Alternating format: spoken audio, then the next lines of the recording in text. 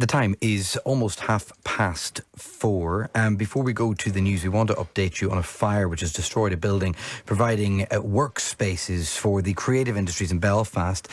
It's being treated as arson. Kevin Sharkey is our reporter on this. What's the latest on this? Yeah, we learned this afternoon from the police that they're now investigating it as suspected arson and that an 18-year-old man has been arrested. So in terms of the damage and the destruction to the building, well, Declan, it's extensive, and the damage, I suppose, ultimately now has been caused on a number of fronts. First of all, you had the fire, which was reported around 5:30 this morning, and by lunchtime today, the firefighters were still there dealing with the blaze. The blaze was put out early on, but with the smouldering embers and all the damage that was out of sight.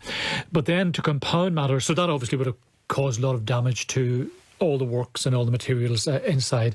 But then to compound that, the fire service had to pump huge amounts of water from high-rise platforms into the building. So if destruction and damage wasn't already caused to computers and artwork and all the kind of creative works that were inside, well, the amount of water would surely have caused absolutely vast amounts of damage inside. And as I could see earlier on today, you can see through some of the windows, and it's just black inside. You can see the damage and destruction is quite pronounced. And then there's another factor as well. There's some shops and businesses, a cafe as well, underneath, and I don't know, but just from looking for the amount of water that was pumped in, you would imagine that it would work its way eventually right down to the bottom. So extensive damage in that area. How many people have been affected? Do we know yet? Well, I was talking to different people. There seem to be about maybe 20 odd local businesses, including sole traders there, and some of them employ 2 people, some maybe 6, 7 and 8, and they had their own spaces for the creative industries.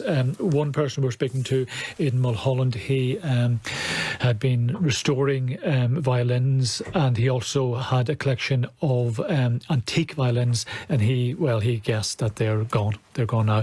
And Ellie Mackham, she is another person who was based there, and she was one of many people who arrived there this morning, workers who were based there, and they were totally bewildered. All of my work is there. I have a backup and a file, but I have a $3,000 computer. I have physical drawings I've done, and every single piece of equipment I've gathered over the last nearly 10 years as an illustrator is in that building. And every file that I haven't even submitted to people yet is on that computer. I think I'm still in my mind, I'm like, this is going to happen. I'm going to go into my studio and then work, and it hasn't sunk in that that's not going to happen yet.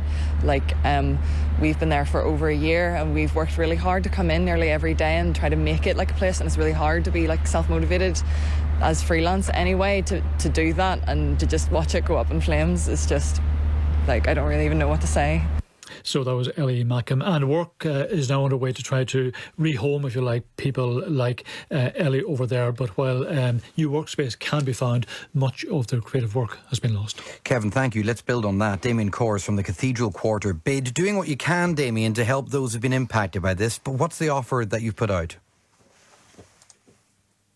At the minute, we're talking to devastated people like Ellie there.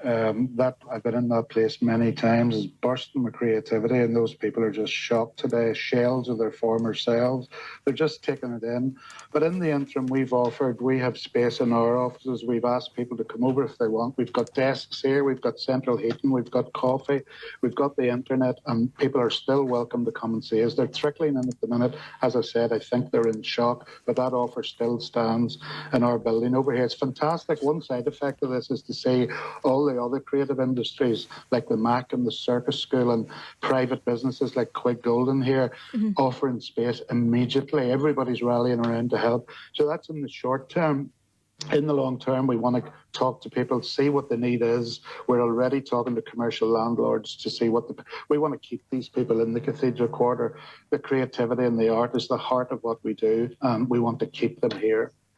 Damien Corr from the Cathedral Quarter BID, thanks for joining us, and send our best to those who are trying to make their way through this devastation today. Yeah, that's the danger, isn't it, that those small artisans are pushed out of the quarter because there's nowhere for them, and that will damage what many people value as part of the character of the Cathedral Quarter in Belfast. But We'll keep an eye on it for you. Right now, though, a little later than planned, but you'll understand because of the live events happening in Birmingham. Let's bring you the latest news across Northern Ireland. Here's Amy Murray.